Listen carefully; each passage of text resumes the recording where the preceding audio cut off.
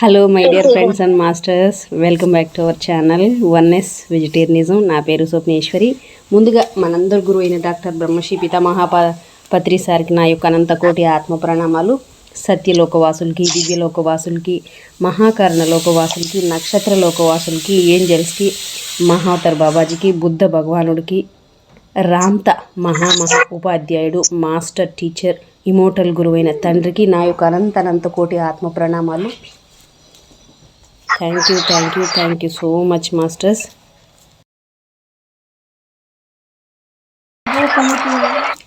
మీ అందరికీ మరొక్కసారి ప్రేక్షకులకి, చూస్తున్న ప్రతి ఒక్క దివ్యాత్మ స్వరూప అందరికీ వైకుంఠ ఏకాదశి శుభాకాంక్షలు. ఇప్పుడు ఇంగ్లీష్ టు తెలుగు ట్రాన్స్లేషను ఇప్పుడు మన ముందుకు వస్తున్న మాస్టర్ మరి శ్రీలక్ష్మి మేడంకి సాదరంగా వెల్కమ్ చేసుకుందాం. Madam welcome to our session madam. Over to you madam.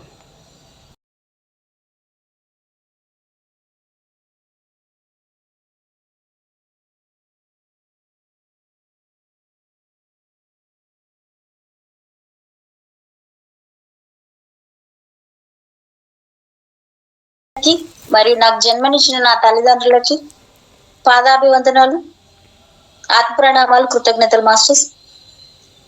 మరి నాకు జ్ఞానాన్ని ప్రసాదించిన వంశీకిరణ్ మాస్టర్ గారికి, బ్రహ్మర్షి పితామహపత్రి మాస్టర్ గారికి, నాకు రామ్తా జ్ఞానాన్ని అందించిన వన్నెస్ వెజిటేరియనిజం స్వప్నేశ్వర్ మేడం గారికి శతకోటి ఆత్మ ప్రణామాలు, కృతజ్ఞతలు. రామ్తా మాస్టర్ కి అనంత కోటి ఆత్మ ప్రణామాలు, కృతజ్ఞతలు. నేను కాదు చెప్పేది, మాస్టర్ నాతో చెప్పిస్తున్నారు. అందుకు నేను ఎల్లప్పుడూ ప్రతి క్షణం కృతజ్ఞతతో ఉంటాను. Thank you master, thank you very much. వీక్షిస్తున్న ప్రతి ఒక్కరికి కూడా నా ఆత్మ ప్రణామాలు, కృతజ్ఞతలు. విశ్వంలోని సమస్త ప్రాణకోటిలో నేనున్నాను. నన్ను నేను ప్రేమించుకుంటున్నాను, సమస్త ప్రాణకోటిని ప్రేమిస్తున్నాను. ధన్యవాదాలు. Thank you masters. Thank you madam. Yes madam, మీ అందరికి కూడా మరొకసారి thank you so much. Welcome.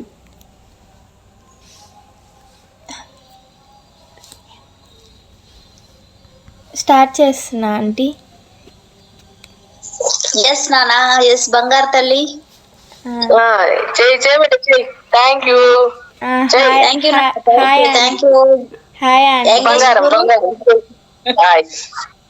Hi బేటా. హాయ్.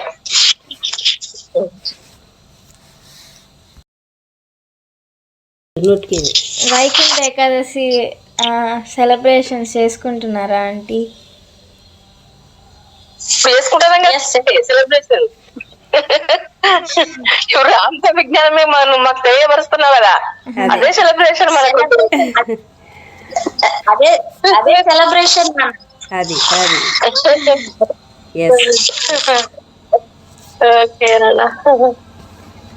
రామ్తా ద ఓన్లీ అదేంటంటారు, రామ్తా ఇంగ్లీష్ వర్షన్ బుక్ నమిలి మింగుతున్నాం అన్నమాట ఇప్పుడు. అంతే, అది మీరు ఇస్తున్నారు మాకు. Thank you. యంగ్ గురువులకి ఎప్పుడు కూడా వెల్కమ్. స్టార్ట్ చేస్తా ఆంటీ. ఓకే నాన్న. ఆ నిశ్చయమాత్మకమైన బుద్ధిని మీకు ఎవరు ప్రసాదించలేరు. ఆ ప్రజ్ఞను మీ ఉనికిలో స్వీయ సంకల్పంతో, స్వీయ ఆలోచన సంవిధానంతో, స్వీయ అనుభూతితో మీరే సాధించుకోవాల్సి ఉంటుంది. మీరు దైవము ఒక్కరేనని మీరు గ్రహించినప్పుడు మీ ఆలోచన సంవిధానాల్లోని వేర్పాటు తత్వాన్ని మీరు తొలగించుకొని మళ్ళీ మీ దివ్యత్వంలో విలీనమవుతారు. మహావివేక ప్రజ్ఞతత్వ స్వరూపుడైన తండ్రి ఆలోచన సర్వస్వమే అన్న సృష్టి సర్వస్వానికి ఆధారమే అన్న ఎరుక మీలో ఏర్పడినప్పుడు, ఆలోచన సర్వస్వంగానే మీరు తయారైనప్పుడు, సర్వవ్యాపకమైన దైవంగానే, సృష్టి సర్వస్వంగానే మీరు ఉంటారు. అప్పుడు మీరు మీ మహాస్వేచ్ఛలోకి, మీ మహానీయత్వంలోకి, మీ మహావైభవంలోకి పునఃప్రవేశిస్తారు.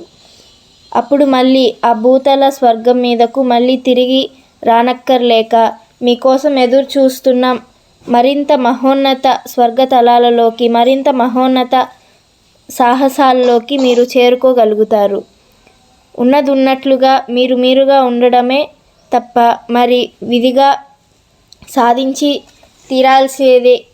తీరాల్సిదేది మరొక్కటి ఈ తలం మీద మీకు లేనదే మీకు నా మాట, మీరే దైవం అన్న ప్రజ్ఞాప్రాప్తి సహజ ఉనికి స్థితిలోనే సిద్ధిస్తుంది కనుక, ఉనికి తత్వమే దైవం కనుక, ప్రాణకోటి సర్వస్వపు ఉనికి వర్తమానమే దైవం. ఏ తీరులో మీ వ్యక్తీకరణలు సాగుతున్నా ఉనికి స్థితిలో ఉన్నట్లుగా మీరు ఉండడమే దైవంలా ఉండడం అవుతుంది సంపూర్ణంగా. ఒక క్షణంలోనే ఆ స్థితిని ప్రాప్తించుకోవచ్చు, ఒక క్షణంలో ఆ స్థితి సిద్ధిస్తుంది. ఈ ప్రస్తుత వర్తమానత్వమే దైవం, అనంత శాశ్వతమే ఈ వర్తమానత్వం. శాశ్వత దైవంగా ఉండడం అంటే ఆ వర్తమానపు శాశ్వతంలో సంపూర్ణంగా ఇప్పుడు జీవించడమే. దైవం జీవిస్తూ ఉన్నది ఇలాగే, ఉన్నట్లుగా మీ ఉనికి స్థితిలో మీరు ఉండండి. ఉన్నట్లున మీరు వర్తమాన నిత్యత్వంలో శాశ్వత జీవనంలో ఏకత్వాన్ని సాధిస్తారు. ఆ స్థితిలో మీ శరీరం ఆ శాశ్వతంలోకే తనను తాను ఉద్ధరించుకుంటుంది. అప్పుడు మరణించి తీరాల్సిన అవసరం మీకు లేకుండా అన్ని తలాలను అధిగమిస్తూ సప్తమ ప్రజ్ఞాతలంలోకి, విషయ సర్వస్వపు పరిసమాప్త తత్వస్థితిలోకి, ఆలోచన సర్వస్వంలోకి చేరుకోవచ్చు. ఇదే ఓ మహాసత్యం. పరిమితంలోంచే మానవుడి విముక్తికి నాంది ప్రభావం అవుతుంది. ప్రస్తుతం ఎందరో మా జీవిత పరమార్థం ఏమిటి అని మాయాదారి ప్రభుత్వాల, మత ఛందసాల, సంఘ వ్యవస్థల్లో బందీల్లా మేమెందుకు పడి ఉండాలి అని ప్రశ్నిస్తున్నారు. పరిమిత చైతన్యపు పొరను ఛేదించి చూడగలిగే నవ్య దృక్పథంతో ఆత్మ ప్రేమికులై, సర్వప్రేమికులై ఆ పరిమితత్వాన్ని వాళ్ళు అధిగమిస్తున్నారు. తమ అంతరంలోనూ, సర్వుల అంతరంలోనూ ఆ దివ్యసారము, అతి ప్రశాంత ప్రేమపూరిత మహావివేక దివ్యప్రజ్ఞ ఉన్నదన్న జ్ఞానం వాళ్ళనే ప్రస్తుతం జాగృతమవుతూ ఉంది. మేడం ఇప్పుడు మీరు ఒకటి మేడం. Okay madam. ఓకే, ఎక్కడి వరకు వచ్చిందో ఫాస్ట్, ఎంత యంగ్ ఎనర్జెటిక్, ఇలా ఫాస్ట్ ఉంటే నిజంగా అసలు అదే సూపర్ ఉంటది. కానీ కొంచెం అదే ఫాస్టే ఉంది, బట్ కొంచెం నెమ్మదిగా. ఈరోజు మనం ఇది చదువుకోగలుగుతున్నాం నిజంగా. నాకు ఈ జ్ఞానం తెలియడానికి కారణం ఫస్ట్ పాప ద్వారానే మేడం. అదే చెప్పాను కదా, వైజాగ్లో పాప ద్వారానే తండ్రి మనకు పరిచయం అయ్యాడు. వాళ్ళే మనకి ముందుకొచ్చి చెప్పేది. ఎవరి ద్వారా వచ్చిర్రంటే ఇలాగే వస్తుంది కదా. 5 ఏళ్ల పాప కాదు మేడం, 1 year పాప కూడా మన గురువే అక్కడ చెప్పేది. పాప ఇంత ఏజ్ అంత ఏజ్ కాదు, అక్కడ జ్ఞానం ఎంత తీసుకుంటున్నాం మన వాళ్ళ దగ్గర నుంచి అనేది అక్కడ తీసుకోవాలి madam. Thank you very much madam. Welcome madam.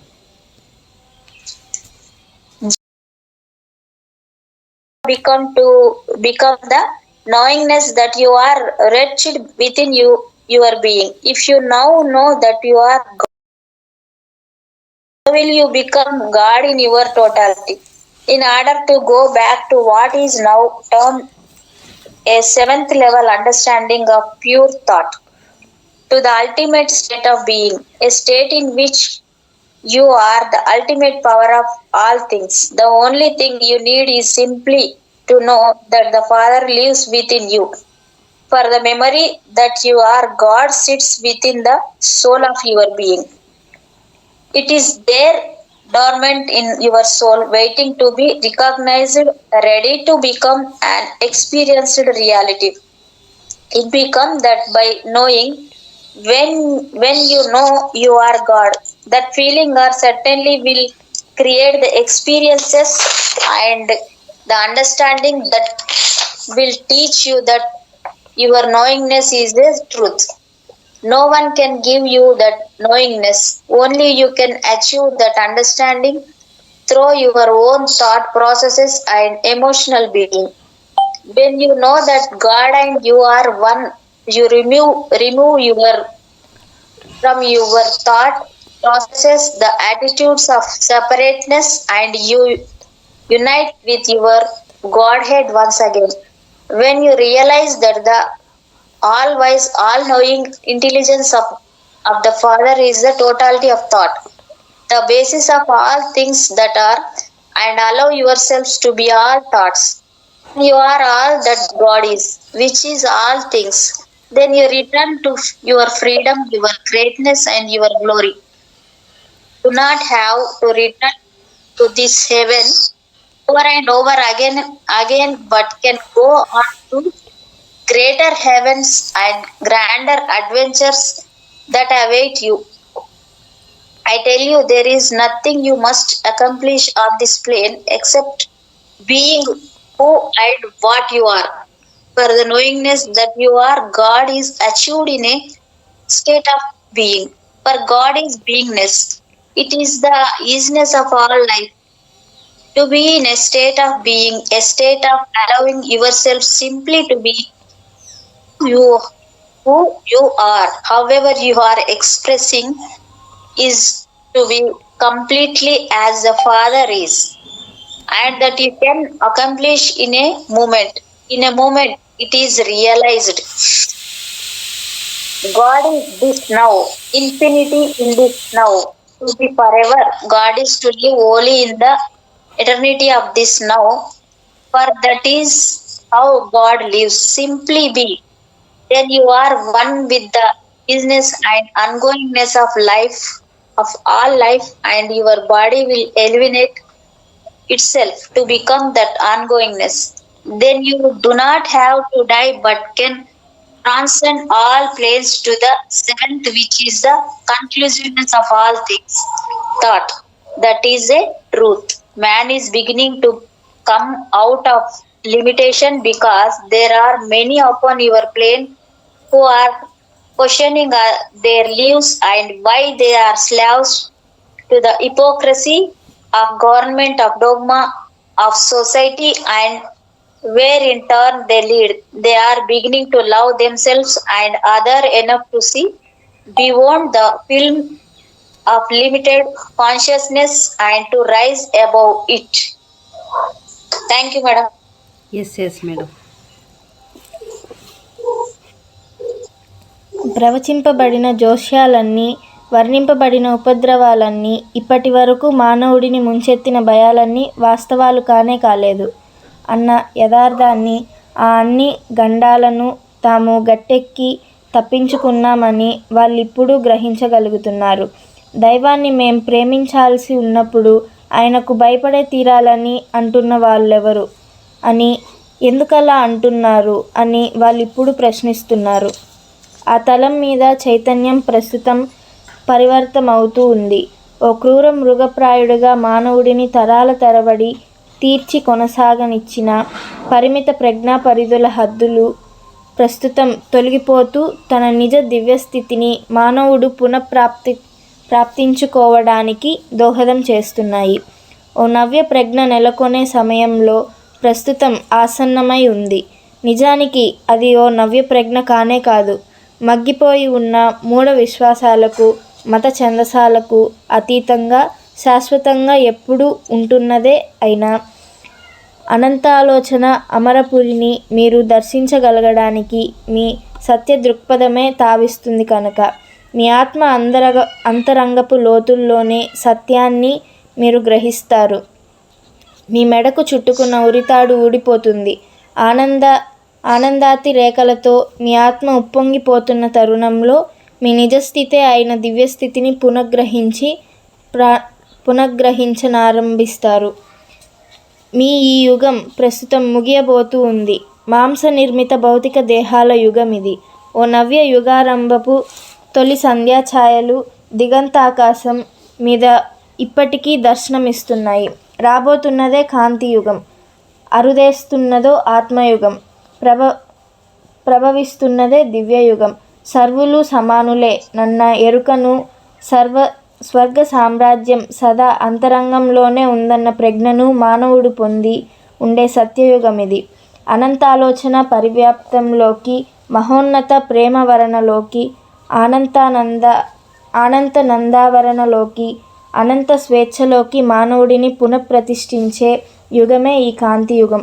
ఓ సమర యోధులు, ఏ నియంతలు ఉద్భవించని ఈ ఆనంద రాజ్యసీమలో పరిమిత సంకల్ప పరనిర్బంధం నుంచి అనంత సంకల్పావరణ పరిస్వేచ్ఛలోకి అధిగమిస్తూ నేనే, కనిపిస్తున్న అందరూ నేనే, ఆత్మప్రేమికుడు అయిన నేను అందువల్లే సర్వప్రేమికుడిని అంటూ ఉన్న శాంతిదూతలు అవతరించి దర్శనమిస్తుంటారు.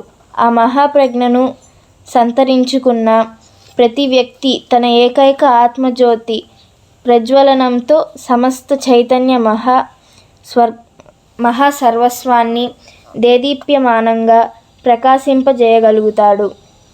క్రమక్రమంగా మీలో అందరూ మహావివేక సంపదను సొంతం చేసుకున్న ఆ అపరిమిత ఆత్మస్థితినే పొంది మరింత శుభకరమైన, మరింత శ్రేయోదాయకమైన, మరింత మేలైన సృజనలనే సృష్టిస్తూ అనంత శాశ్వతంలో అలరారుతారు. ఈ తలం మీద మీ జీవితాలన్నీ ఓ మహాభ్రమే, ఓ మహాస్వప్నమే అవన్నీ. కానీ స్వప్నాంతంలో మీరు మహాప్రజ్ఞలోకి జాగృతమవుతారు.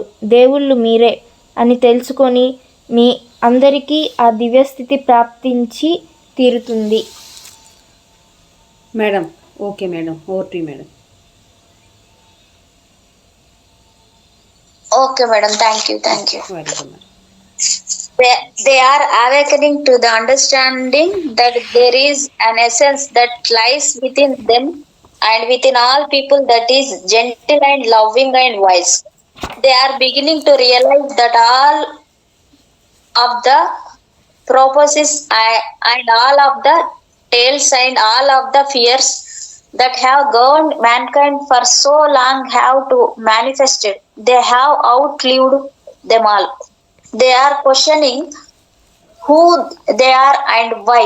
If they are to love God, must they be frightened of Him? Consciousness on this plane is changing. The limitations of understanding which have caused man to be beastly creator, generation after generation, are being lifted to permit man to be the sublime God essence that he is. It is time to have a new learning occur, which is really not new at all. Deep within your soul, you will know what the truth is, because the truth will permit you to see beyond the stagnation of dogmatic beliefs into the heaven of thought and understanding that has been there all along. As the rope is removed from around your throat and the feelings of joy begin to surface and become eminent within your soul, you will begin to be this magnificent God that you are in a state of being. This age of yours is ending. This has been the age of flesh. The new age is already on the horizon, and it is called the age of light, the age of pure spirit, the age of God. It is the age when man knows that all are equal and that the kingdom of heaven has always been within him. The age of light shall take man back into unlimited thought, back into sublime kingdom of love and joy and freedom in being. Those who will be the new kingdom will not be the world lords and tyrants amongst men, but the heralds of peace who are rising above the stagnation of limitation to say, I am God, and I am all whom I see, do I love. For I am all I see, and I love what I am. Each who comes to that understanding will lift the whole of consciousness by his only solitary light. And one by one you will return to a state of unlimitedness, rich with the pearls of wisdom that will allow you create more wisely in the eternity to come. Your lives upon this plane have been a grand illusion. They have been great dream, but you will emerge from the dream learned, understanding God. Everyone will. One day you will glance up to a sky that has become very cloudy. Over to you, madam. Thank you. Yes madam, thank you. ఈ తలం మీద ఓ మేఘావృతమైన నిశీది ఆకాశంలో దేదీప్యంగా ప్రకాశించే దివ్య కాంతులన్నీ మీరు దర్శిస్తూ స్వయంగా తారలే దిగివచ్చి ఆ మబ్బుల్లో ఒదిగి ఉన్నాయేమో అనుకుంటారు. మీకు ప్రాప్తించబోయే దర్శనమే సమస్త మానవాళికి ప్రాప్తిస్తుంది. కునికిపాటు పడుతున్న మిమ్మల్ని మేల్కొలిపి ప్రస్తుతం నేను మీకు నేర్పిస్తున్నదంతా నిజంగా ఓ మహాసత్యమే అన్న, ఓ మహావాస్తవమే అన్న ఎరుకను మీలో ప్రతిష్ఠించడానికి ఆ దర్శనం దోహదం చేస్తుంది.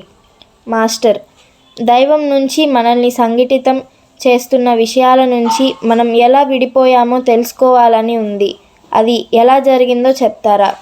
రామ్తా మాస్టర్, మీ తొలినాళ్ళల్లో దైవం మీరేనని మీలో ప్రతి ఒక్కరికి తెలిసి ఉండే రోజుల్లో మీ అహం, మీ గుర్తింపు ఏకైక అవిచ్ఛిన్న దైవంగానే ఉండేది. మీ జీవితం ఆలోచన సర్వస్వంతో అనుభవైక వైద్యమైన ఓ అనుభూతి సాహసమే అయి ఉండేది. దైవం ఆలోచన సర్వస్వమే కనుక ఆలోచనను కానీ దైవాన్ని కానీ మీ ఉనికిలోనికి స్వీకరించడానికి సంకుచితపు పరిధుల అభ్యంతరాన్ని పరికల్పించే ఏ వ్యక్తిత్వ తత్వాలు, ధోరణులు మీలో ఇప్పటికింకా ఏర్పడకుండా ఉండేవి. కనుక మీ అహం అప్పుడు ఎంతో నిర్మలంగా, ఎంతో అమాయక సహజత్వంతో ఉండేది. వర్తమానపు ఉనికిలో మీరు అనంత శాశ్వతులేనన్న ప్రజ్ఞ, ఆలోచన సర్వస్వంలో నుంచి ఏ అపరిమిత ఆలోచననైనా స్వీకరించి అనుభూతిగా మలచుకొని ఆ అనుభూతి శక్తితో సృజనాత్మకంగా ఓ వాస్తవాన్ని కోరుకున్న విధంగా సృష్టించుకోగల సామర్థ్యం మీకప్పుడు ఉండేది. మీ వ్యక్తిత్వాన్ని పరివర్తించే ఏ ధోరణులు మీకు ఉండేవి కావు కనుక మీ వ్యక్తీకరణకు అభ్యంతరాలన్నీ పరికల్పించే ఏ సంకుచిత్వము మీకు ఉండేది కాదు కనుక మీరు అప్పుడు చిన్నపిల్లల్లాగా ఎంతో నిర్మలంగా ఉండేవాళ్ళు. భయం తెలియని వాళ్ళు మీరు అప్పుడు. ఇది గొప్పది, ఇది నీచమైనది అని నిశ్చయించి తీర్చడం తెలీదు మీకు అప్పుడు. ఏ స్పర్ధలు, ఏ అసూయలు ఏవి తెలియవు మీకప్పుడు. మరణం అంటే ఏమిటో తెలియదు మీకప్పుడు. ఇలాంటి వేటిని అప్పటికి మీరు సృష్టించుకొని అనుభవించి ఉండలేదు కనుక పసిపాపల్లాగే మీరు ఉండేవారప్పుడు. ఇక దేవుళ్ళే అయిన మీకు మీ తొలినాళ్ళ నుంచి బలీయమైన సృజనాత్మకత, ఆవేశము, ఆలోచన అనుభూతులను సృష్టి రూపాల్లో అభివ్యక్తీకరించే సృజనాత్మకత, స్ఫూర్తి స్వతః సిద్ధంగానే ఉన్నాయి. ఆ సృజనాత్మక శక్తి మీలో కొందరికి కొంత ఎక్కువగాను మరికొందరికి కాస్త తక్కువగాను ఎప్పుడూ లేదు. ఆ శక్తి అందరిలోనూ సమానంగానే ఉంది. అయినా మీరు సృష్టించడాన్ని మొదలుపెట్టిన వెంటనే ఓ పోటీతత్వం మీలో తలెత్తింది. Yes over to you madam.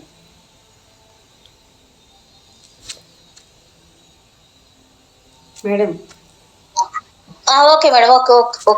ఒక్క నిమిషం. ఎంత అద్భుతంగా చెప్తున్నాడో చూడండి. Yes, madam. Thank you, madam. As you look into your heavens, you will see a blaze of brilliant lights flickering all around, and you will think the stars themselves have come to nest within the clouds. What you will see is what all mankind is going to see. It will help to awaken from your slumber and realize that all I am teaching you is indeed a grand truth and wonderful reality. Student, I would like to know how we became separated from God and the things that unified us in our beginning. How did that happen? Ramta Master, in your very beginning, when each of you know that you were one with the Father, your ego, your identity was God in a singular unconsciousness, and life was the emotional adventure into the experience of all thoughts. For God is all thoughts. Your ego was pure and unlettered, for no attitudes were maintained within your being. which would limit the acceptance of thought or God into your being. You know that you were forever and were unlimited in your ability to receive thought from the Father, transmute it into emotion, and manifest the emotion into creativity. All of you were like little children, for you did not possess any attitude that would alter the purity of your beings or limit your expression. You did not know fear. You did not know judgments of the greater of or lesser. You did not know competitiveness or jealousy or possessiveness. You did not know death. You were like little children, for you had not experienced any of these attitudes. Now you the gods, from your very beginning possessed the powerful drive to create, to express the emotion of thought into creative forms, and the power to do that was not given a little more to one and a little less to another. All were equal, but as soon as you began to create, a competitive spirit arose within you, the drive to take the thought of another's creativity and expand to something greater, to create more thought by thought by thought. Why do you think there are so many spices of flowers on your plate? You would think that one rose would have been enough, and now many more butterflies could there possibly be. Why did the God become a competitive race? Okay, madam. Yes yes madam. మరొకరి సృజనాత్మకత ఆలోచనను స్వీకరించే దాన్నే మరింత విస్తరించి మరింత ఉన్నతమైన సృష్టిని కల్పించాలనే ధోరణి మీలో తయారైంది. ఒకానొక ఆలోచనను మించిన మరో ఆలోచన, దాన్ని కూడా మించిన మరింత మెరుగైన ఆలోచన తయారవుతూ వచ్చింది మీలో. మీ భూతలం మీద ఇన్ని రకాల పువ్వులు ఎందుకున్నాయి అనుకుంటున్నారు మీరు? గులాబీ పువ్వు ఒకటే చాలు అని అనుకొని ఉండొచ్చు కదా మీరు. ఇంకెన్ని రకాల సీతాకోక చిలుకలు ఉండి ఉండొచ్చో ఈ భూమి మీద. ఇలా పోటీపడే జాతి వాళ్ళుగా దేవుళ్ళు ఎందుకు తయారయ్యారు? ఎందుకంటే తమ సృజనావేశంలో తమ సృష్టి మరొకరి సృష్టి కంటే ఉన్నతంగా లేదేమోననే సంశయం వాళ్ళలో మొలకెత్తసాగింది కనుక. ఆ ప్రకారంగా యోచిస్తూ తమ ఉనికిలో తాము అల్పులై పోయినట్లే భావిస్తూ తమను తామే తక్కువ చేసుకొనసాగారు. తమ అల్పత్వ భావాన్ని అధిగమించడం కోసం మిగిలిన దేవుళ్ళ సృష్టికి మించిన ప్రతి సృష్టిలను పరికల్పించసాగారు. ఎంతెంతగా దేవుళ్ళలో సృజనాత్మక స్పర్ధ సంక్షోభాలు చెలరేగుతూ వచ్చాయో అంతంతగా వాళ్ళల్లో వర్తమానపు పరిపూర్ణత్వపు స్థితి కన్నా తక్కువ స్థాయిలోనే తాము ఉన్నామన్న ఆత్మన్యూన్యత భావం కూడా, సర్వులు సమానులేనన్న దివ్యత్వ భావన నుంచి దూరమైపోతున్న అనుభూతి కూడా ప్రవృద్ధం కాసాగింది. మరో దానికన్నా మరింత గొప్పగా దేన్నైనా ఎంచి చూస్తున్నప్పటి నుంచే జీవితం నుంచి దూరమైపోతున్న భావన, అపరిపూర్ణత్వ అనుభూతి ఏర్పడుతుందన్న విషయాన్ని మీరు గమనించండి. అయితే ఎక్కువ తక్కువలు ఏవి ఎప్పుడూ లేవన్నదే వాస్తవ జీవిత సత్యం.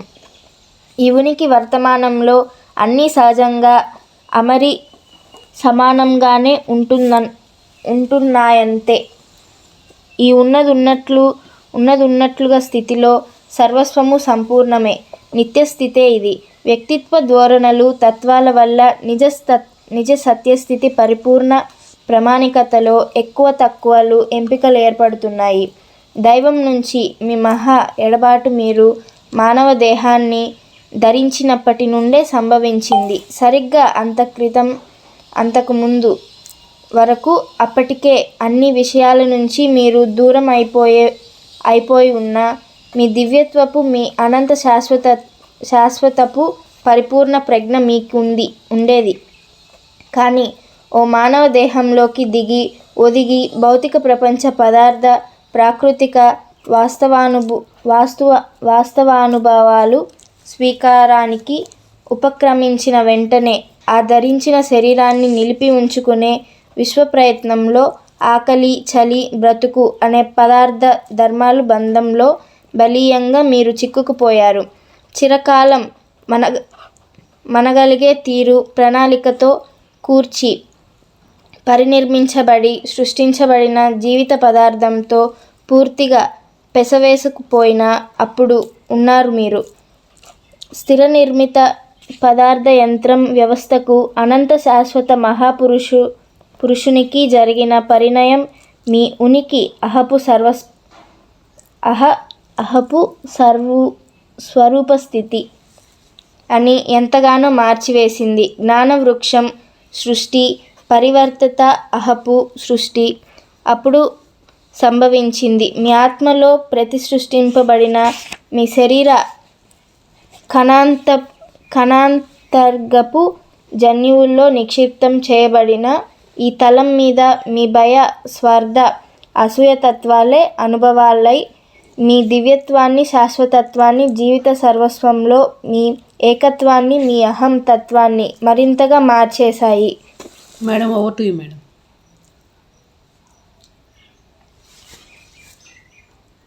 Madam, thank you. నేను కొంచెం ముందుకు వచ్చాను ఇందాక, చదువుతుంటే ఆగలేదు మేడం, వెళ్ళిపోయాను అంతే. Thank you. Because in their drive to create, they began to contemplate that perhaps their creativity was not as grand as another's. Thus, they began to see themselves as lessened within their beings, and to compensate for that feelings of lessness, the gods sought to outdo each other's creations, and the more they embroiled their thought processes in competitive creativity, the more they saw themselves as less than the perfection of easiness, as separate from God, which is the equality of all things.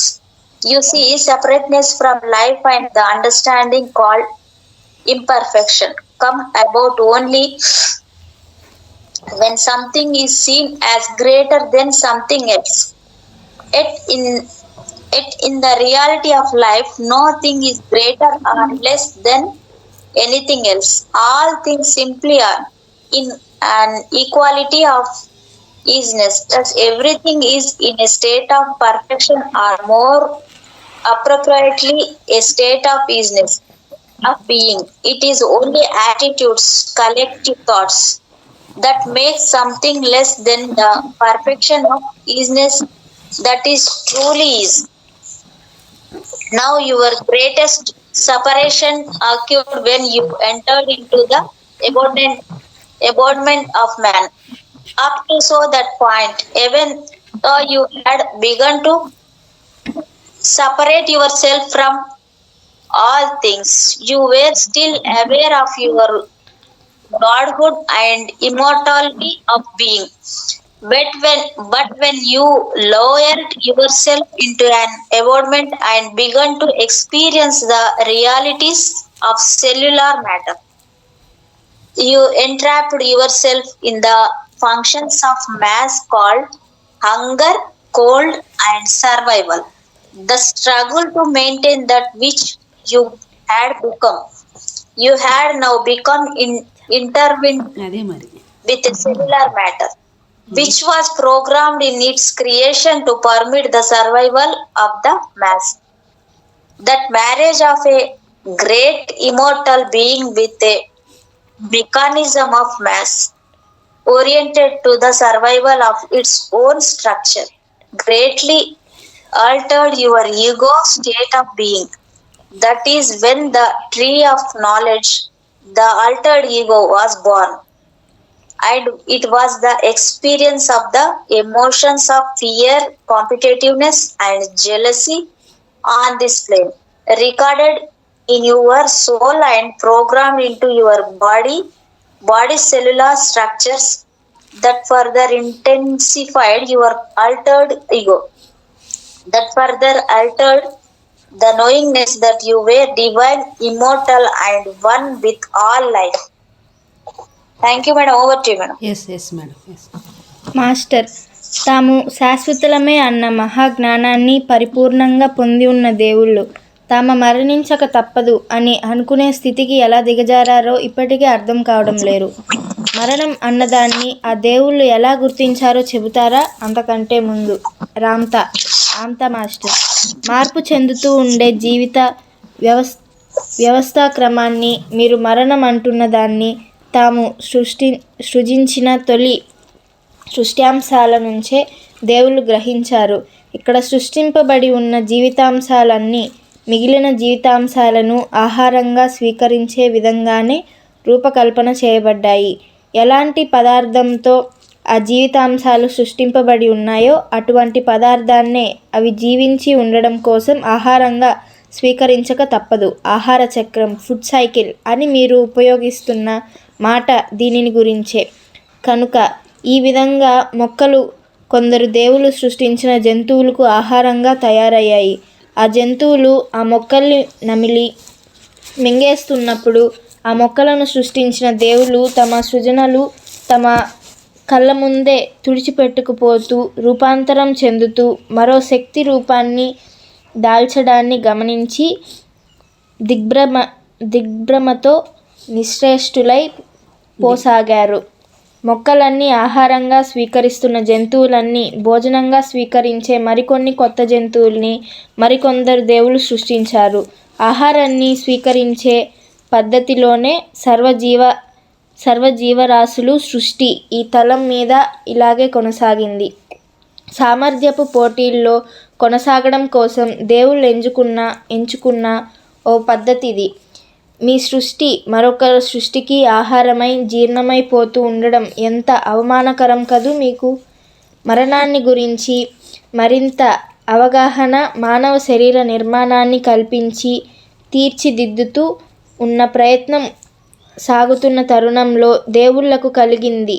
Master, మానవ దేహాన్ని మహోన్నతంగా మలచే ప్రయత్నంలో దైవాలై ఆ శరీరాల్లోకి స్వయంగా ప్రవేశించారు. మిగిలిన సృష్టి సర్వస్వంలోకి తమ అంశల్ని ప్రవేశపెట్టినట్లే దేవుళ్ళు సృష్టించుకున్న మానవ అవతారాలు మొదట్లో అంత చురుగ్గా ఉండేవి కావు. కనుక జంతువులకు అతి సులభంగా ఆహారం అయిపోతూ ఉండేవి. పైగా జంతువులు ఎంతో ఇష్టంతో భుజించే రుచికరమైన ఆహారంగా మానవులు తయారై ఉండేవాళ్ళు కూడా. ఈ సృష్టి పర్యవసానంలో దేవుళ్ళు మరణాన్ని గురించి మరింత జ్ఞానాన్ని అనుభవపూర్వకంగా గ్రహించారు.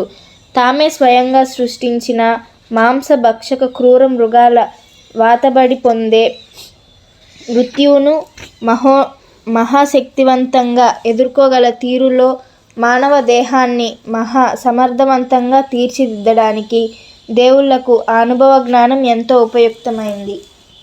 Okay madam.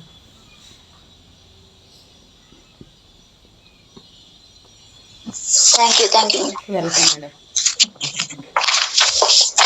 Student asking, I still don't understand why the gods who had always known that were forever ended up believing that they would die.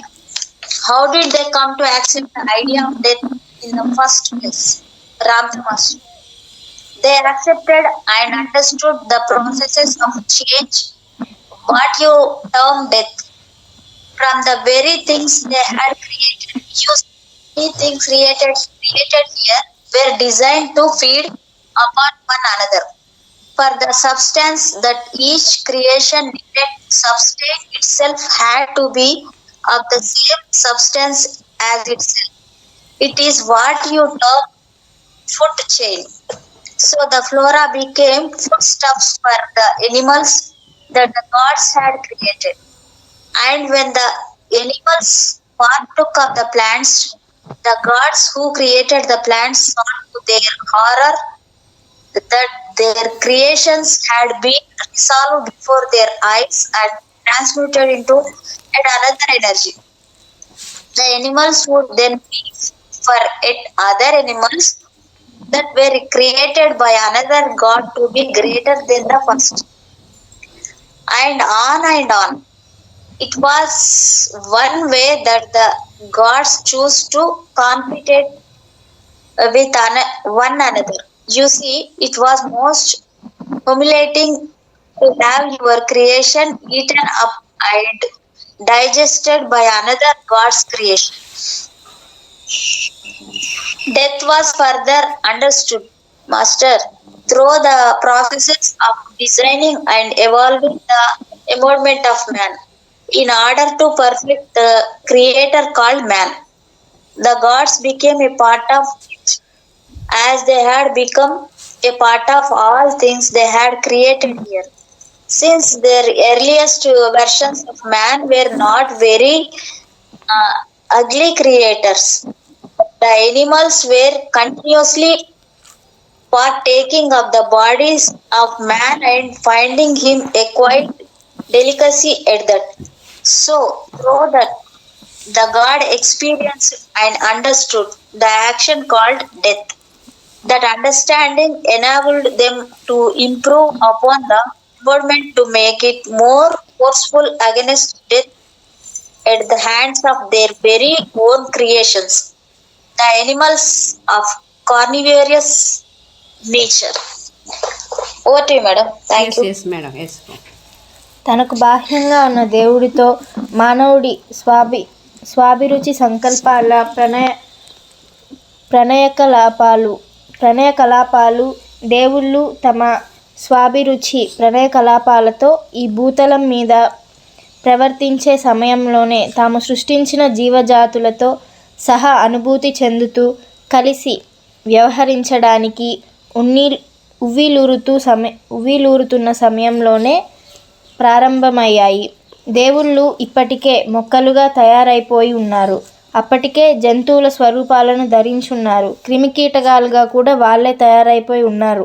అప్పటికే అన్ని స్వరూపాలను వాళ్ళే ధరించున్నారు. కానీ సృష్టి సర్వస్వం మీద పరమోన్నతంగా ఉండి అన్నింటి మీద తమ స్వాభిరుచిని, అధికారాన్ని, ఆధిపత్యాన్ని సొంతం చేసుకోగల మానవ శరీరాకృతిని ధరించడానికి దైవాలు ఉవ్విలూరడమే వారి మహోన్నత ప్రేమతత్వానికి, తమ సృష్టి మీద వారి అనురాగానికి పరాకాష్ట. చిట్ట చివరికి స్త్రీ పురుషుల దేహాలను ధరించిన దైవాలు తమ ధ్యాసను పూర్తిగా అతి చాకచక్యంతో అన్నింటి మీద విజయాన్ని సాధించడానికి, తమ సృష్టిలోని మిగిలిన వేటికి అందుబాటులో లేకుండా తప్పించుకొని పోవడానికి లగ్నం చేస్తూ ఓ పరివర్తిత జీవస్థితిని పొందారు. కానీ సంభవించిన వికట వైపరీత్యం ఏమిటంటే అన్ని జంతువుల బారి నుంచి సునాయాసంగా తప్పించుకోగలుగుతూనే ఉన్న తమ చైతన్యాన్నంతా ఆక్రమిస్తున్న బతికి ఉండాలన్న బలీయమైన కోరికను మాత్రం తప్పించుకోలేకపోవడమే. చివరికి వాళ్ళకున్న బతుకు మీది ఆశే మృత్యుభయమే వాళ్ళ శరీర పతనానికి దారితీసింది. దేనికి ఒకడు భయపడతాడో అది అతడికి కల్పింపబడి సృజింపబడి తయారవుతుంది కనుక. దైవాలు సృష్టించిన సర్వ విషయాలలో భయాన్ని మించిన సర్వనాశనకారి మరొకటి లేనే లేదు. దాని నీడలో ఏ జీవితము సవ్యంగా సాగదు కనుక. దేవుళ్ళు మానవులై మృత్యువును అనుభవించిన తరువాత వాళ్ళ అహంకారాలు మహా గొప్పవి కనుక ఆ భూతల స్వర్గం మీద అనుభవాలు కొనసాగింపే ఓ అభీష్టంగా సృష్టి కార్యాన్ని కొనసాగిస్తూ ఉండడమే వారి ఏకైక వాంఛితము వాస్తవము అయిపోయింది. ఆ విధంగా దేవుళ్ళు ఎంతో ఆతృతతో మరింత ఉన్నతులుగా తయారవ్వడం కోసం తమలో తాము దర్శించిన ఆత్మన్యూన్యత భావాన్ని సరిచేసుకునే ప్రయత్నంగా మరింత మహోన్నతంగా తమ సృజనాత్మకతలో వ్యక్తీకరించుకోవడం కోసం మళ్ళీ ఆ భూతలానికే తిరిగి రాసాగారు. అభివృద్ధిని సాధించాలన్న ధోరణితో, కోరికతో, భౌతిక పదార్థంతో బలీయంగా కూరుకుపోయిన దేవుళ్ళు తమ దివ్యత్వాన్ని, శాశ్వతత్వాన్ని, అమరత్వాన్ని పూర్తిగా మర్చిపోయి జీవస్మృత్యు తత్వాలుగా తయారైపోయారు. దాంతోపాటు దురదృష్టవశాత్తుగా సృష్టి నిర్మాణ రచనా ప్రయత్నంలో జీవిత తలంతో వారి ప్రయాణ కలాపానికి ముందే పోటీతత్వం వల్ల మరింత ఉన్నతంగా, మరింత మహనీయతతో ఉండాలన్న ఆలోచనను చేయడం వల్ల జీవిత సర్వస్వంతో ఉనికి ఏకత్వపు ప్రజ్ఞ దేవుళ్ళలో నశించిపోవడం ప్రారంభమైంది. Yes madam. Madam over to you madam. 1 minute. 1 minute, madam. 1 minute. Yes. Now man's romance with a god outside of his being began when the gods had a romance with this plane, with their desire to experience and interact with all of the things they had created here. The gods had been the plants, they had been the animals, they had been the insects, they had been everything. But to have a form that had dominion over all things, that was their ultimate love and creation. When the God ultimately formed themselves into man and woman, and all of their attentions were focused on outsmarting and escaping from their creations, they became into an altered state of life. The irony was, even if they escaped from the animals that preyed upon them, they could not escape the attitudes of survival that were beginning to engross their consciousness. It was their attitudes of survival and the fear of death that even actually brought their bodies down. For whatever one fears, he will become. You know, of all things the gods ever created, nothing is more devastating than the creation called fear. For nothing can express life in its shadow. Now, when the gods as man experienced death, their only reality and their only desire were to continue experience this paradise of matter and to create more in this kingdom. As an accomplishment, for the gods' egos were great. Thus, gods clearly came back to become better and better and better, to reconcile the lessness they had pursued in themselves and to express moralness in their creativity here. Through the attitude and the desire to become better, they become so immersed in the matter of this plane that they forgot they were divine and immortal and became death and dying out. And the understanding of being one with all life had begun to be lost.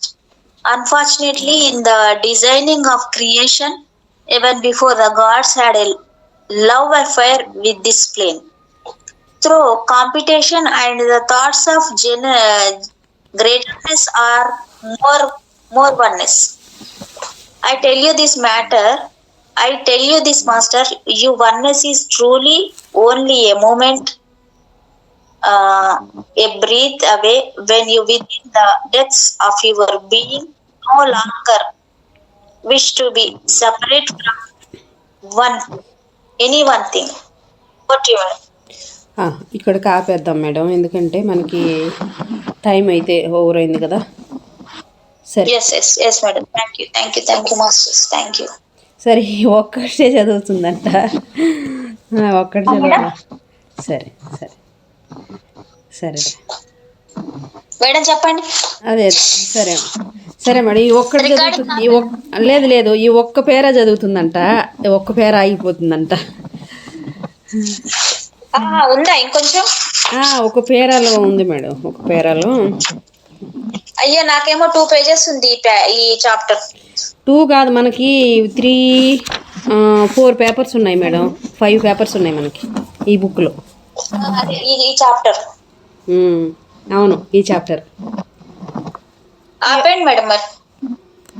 ఈ ఒక్క paper చదువుతుందంట. Okay okay okay okay. ఈ ఒక్క మాట వినండి master. మీ ఏకత్వం నిజంగా ఓ క్షణం దూరంలోనే, ఓ శ్వాస దూరంలోనే ఉంది. మీ అంతరపు లోతుల్లో దేనితోనూ అన్యంగా ఉండకూడని ఒక్కసారిగా గట్టిగా మీరు అనుకుంటే మళ్ళీ అన్యంగా ఎప్పుడు మీరు ఉండరు. కేవలం మీ వ్యక్తిత్వపు తీరుతోనే, మీ సంకుచిత సంకల్పంతోనే, మార్పు చెందిన మీ గుర్తింపుతోనే ఆలోచన సర్వస్వంలోంచి మీరు విడిపోయారు. మళ్ళీ ఆ సంకల్ప విస్తృతంలోకి దాని తీరును ఎంచే ప్రయత్నాన్ని విడిచిపెట్టి తిరిగి వచ్చిన తక్షణం మీరు ఎప్పటికీ దారి తప్పిపోరు. దాని నుంచి దూరం అయిపోయారు. అప్పటి నుంచి ఓ జ్యోతిగా మీరు తయారై దివ్యత్వంలోకి పునఃప్రవేశిస్తున్న, తాదాత్మ్యం అవుతున్న వారి ఎందరికో మార్గదర్శకులవుతారు. Okay madam. Okay okay, thank you.